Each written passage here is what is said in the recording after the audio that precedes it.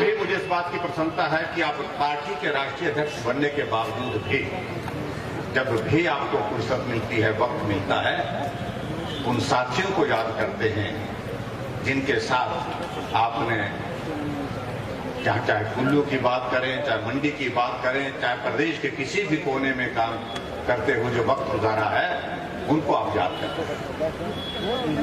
भाई और बहनों, आज विशेष तौर से मैं महसूस करता हूं कि जहां हिमाचल प्रदेश में भारतीय जनता पार्टी की सरकार का 4.5 वर्ष का कार्यकाल पूरा होने जा रहा है, और स्वाभाविक रूप से जब 4.5 वर्ष का कार्यकाल पूरा हो रहा है तो हम चुनावी वर्ष में, चुनाव के करीब हैं। आप सबके आशीर्वाद से हिमाचल में सरकार बनी, सरकार चली, सरकार को हमने चलाया, और आने वाले समय में फिर से हिमाचल प्रदेश में भारतीय जनता पार्टी की सरकार बने, इस काम की शुरुआत करने का अवसर आता है। और मैं दावे के साथ कह सकता हूं,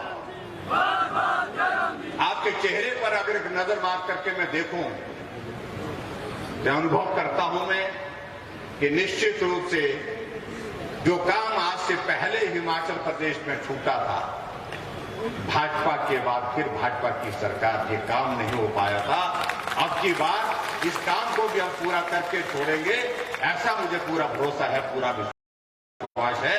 जो हमारे कार्यकर्ता, हमारी पार्टी के सब साथी जिस प्रकार से लगे हैं, जिस प्रकार से हिमाचल के लोगों की हमने इन 4.5 वर्षों में सेवा की, मैं उन सारी योजनाओं का जिक्र भी नहीं करना चाहता।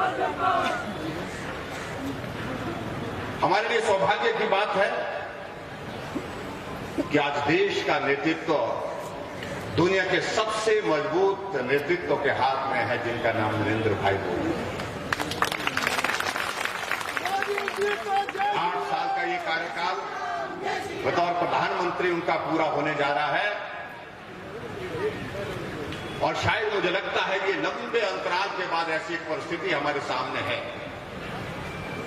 जब भारत का गौरव ऊंचा हुआ है, भारत की पहचान ऊंची हुई है, पूरे दुनिया के अंदर भारत का सम्मान ऊंचा हुआ है, और आज 8 साल के कार्यकाल के बावजूद भी कोई उंगली उठा करके नेतृत्व की तरफ नहीं कर सकता है कि इसमें यहां कोई गड़बड़। यही मुझे लगता है कि एक बहुत बड़ा संदेश है, और इसलिए आज प्रधानमंत्री नरेंद्र भाई मोदी जी पूरी दुनिया के सबसे लोकप्रिय नेता के रूप में शुमार हैं, और वही हमारे लिए गर्व की बात है, हमारे लिए प्रसन्नता का विषय है।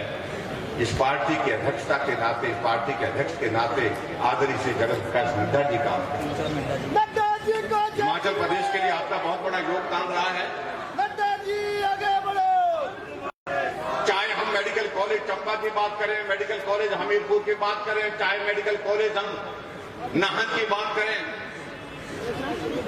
एम्स का शब्द एक ऐसा होता था, जब इस शब्द का उच्चारण किया जाता था तो दिमाग में, जहन में एक बात आती थी, एम्स सिर्फ दिल्ली है, दिल्ली से पीछे नहीं है। लेकिन आपके नेतृत्व में जब आप स्वास्थ्य मंत्री थे, हिमाचल के बिलासपुर में एम्स अगले महीने उसका उद्घाटन होने वाला है।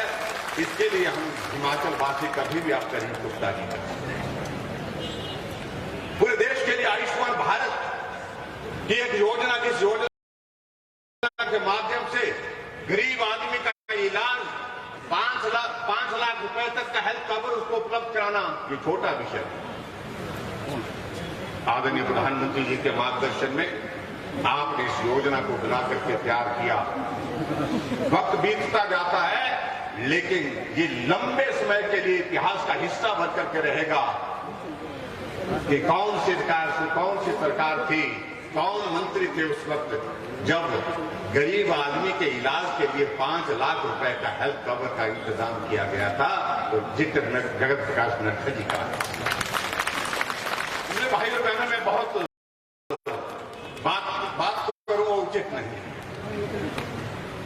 आप काफी देर से इंतजार कर रहे हैं। मैं एक सभा में गया, मैं सभा के अंदर अपनी बात कह रहा था। हमने कहा कि यहां हमारे कुछ मित्र कहते हैं कि कुछ नहीं हुआ। आप जवाब देते जाइए, मैं जिक्र करता जाऊंगा। और बहुत सारे मित्र, हमारे दूसरे मित्र भी बीच में बैठ करके सुन रहे थे। हमने जिक्र किया कि कितने लोग ऐसे हैं जिन लोगों को उज्ज्वला योजना के अंतर्गत गैस का चूल्हा मिला है, और कितने लोग ऐसे हैं जिन लोगों को फिर गृहिणी सुविधा योजना के अंतर्गत गैस का चूल्हा मिला है। तो पंडाल में अधिकांश लोगों के हाथ वहां पर खड़े थे।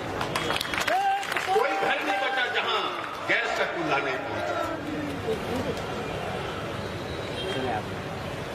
हमने कहा यहां पर बुजुर्ग बैठे हैं, बुजुर्ग उनसे मैं निवेदन करना चाहूंगा कि कितने लोग ऐसे हैं जिनको पेंशन का इंतजाम हमारी सरकार के दौरान शुरू हुआ। तो जितने भी बुजुर्ग वहां पर 60 साल की आयु के ऊपर के थे, हाथ खड़े होकर के उन्होंने भी जिक्र किया कि हमको वो सुविधा मिली। और हमने कहा कितने लोग इस सभा में बैठे हैं, वो लोग हाथ खड़ा करें जिनको किसान सम्मान निधि का पैसा उनके खाते में आया। तो सारा पंडाल हाथ खड़ा करके इस बात का जिक्र कर रहा था कि हमारे सबके खाते में वो पैसा।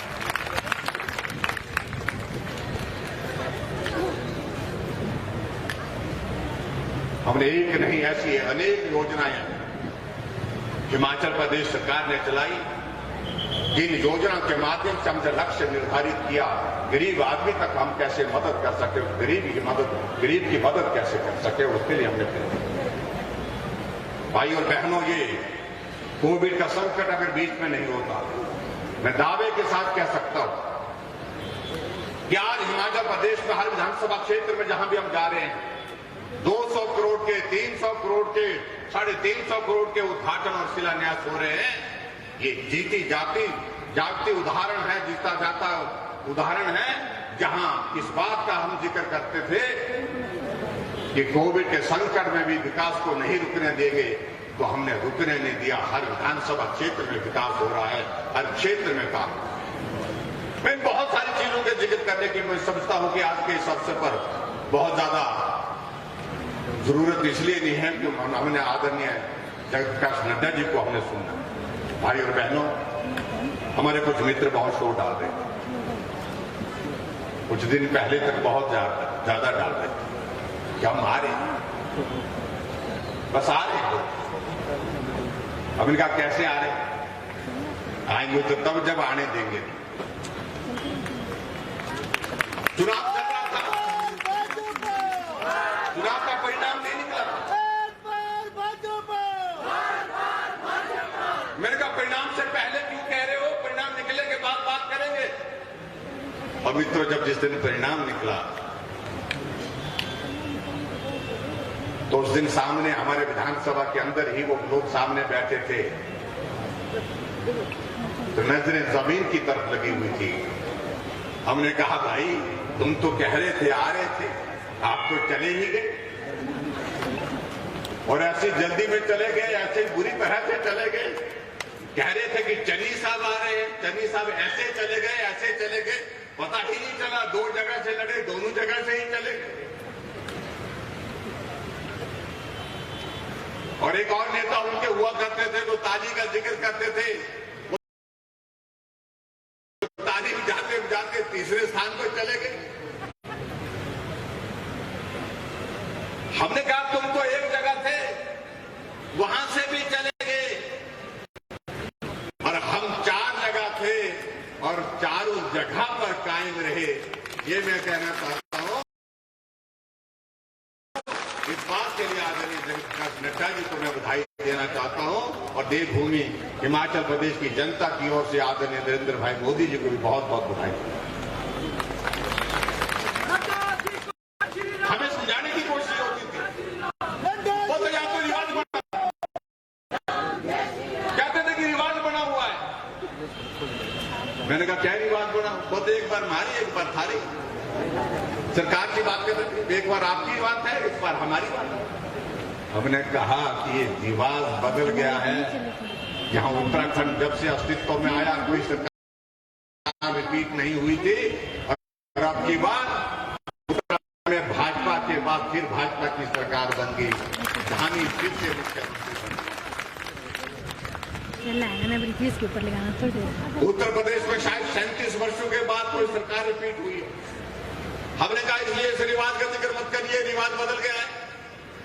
और अब की बार हिमाचल प्रदेश में भी इस रिवाज को बदलना। भाई और बहनों, हमने हिमाचल प्रदेश में ईमानदारी के साथ 4.5 साल का कार्यकाल पूरा किया है, और 4.5 साल के कार्यकाल के बाद चुनाव का जब दौर आएगा तो निश्चित रूप से दावे के साथ मैं कह सकता हूं आप सबके सहयोग और समर्थन से कि निश्चित रूप से हिमाचल प्रदेश में भी फिर भारतीय जनता पार्टी की सरकार है। इसके लिए आप सबका सहयोग, आप सबका आशीर्वाद चाहिए। कितनी ही बात कर कहना चाह रहा हूं आपके इस कार्यक्रम के अवसर पर।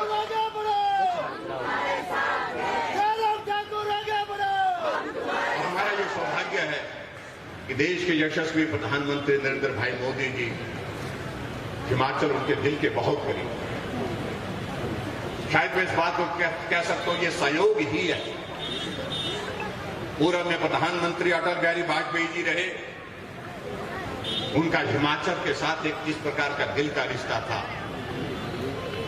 चाहे प्रधानमंत्री रहे चाहे ना रहे, लेकिन उसके बावजूद कुछ दिनों के लिए हिमाचल की देवभूमि मनाली में आकर के आराम भी करते थे, काम भी करते थे, और हिमाचल को अपना घर मान करके उन्होंने हम सब लोगों का सम्मान बढ़ाया, हमें बहुत प्यार दिया, हमें स्नेह।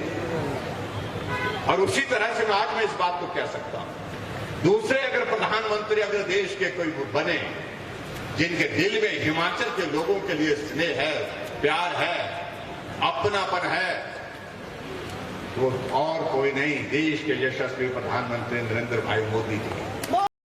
जब भी जिक्र होता है, जब भी हिमाचल के लोगों के साथ उनका मिलना होता है, तो हमेशा इस बात का वो जिक्र करते हैं कि जब भी मैं हिमाचल आता हूं ऐसा लगता है कि मैं अपने घर आया। ये शब्द छोटे शब्द नहीं है, ये हमारे लिए सौभाग्य की बात है कि देश के यशस्वी प्रधानमंत्री हिमाचल प्रदेश को इस प्रकार का सम्मान देते हैं, अपनापन देते हैं। इसलिए भाई और बहनों, आप सबके बीच में मेरा इतना ही निवेदन है, आइए इस दौर में आगे बढ़ते हैं।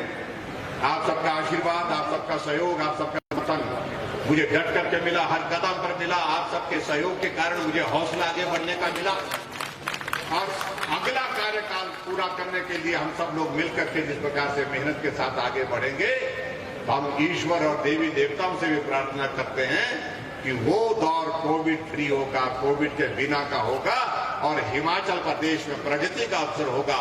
उसके लिए हम सब लोग आगे बढ़ करके काम करने के लिए निकले।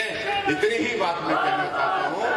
आप सबकी ओर से आदरणीय श्री जगत प्रकाश नड्डा जी का आज देवभूमि हिमाचल प्रदेश में आने पर हार्दिक अभिनंदन, बहुत बहुत स्वागत, बहुत बहुत धन्यवाद, नमस्कार।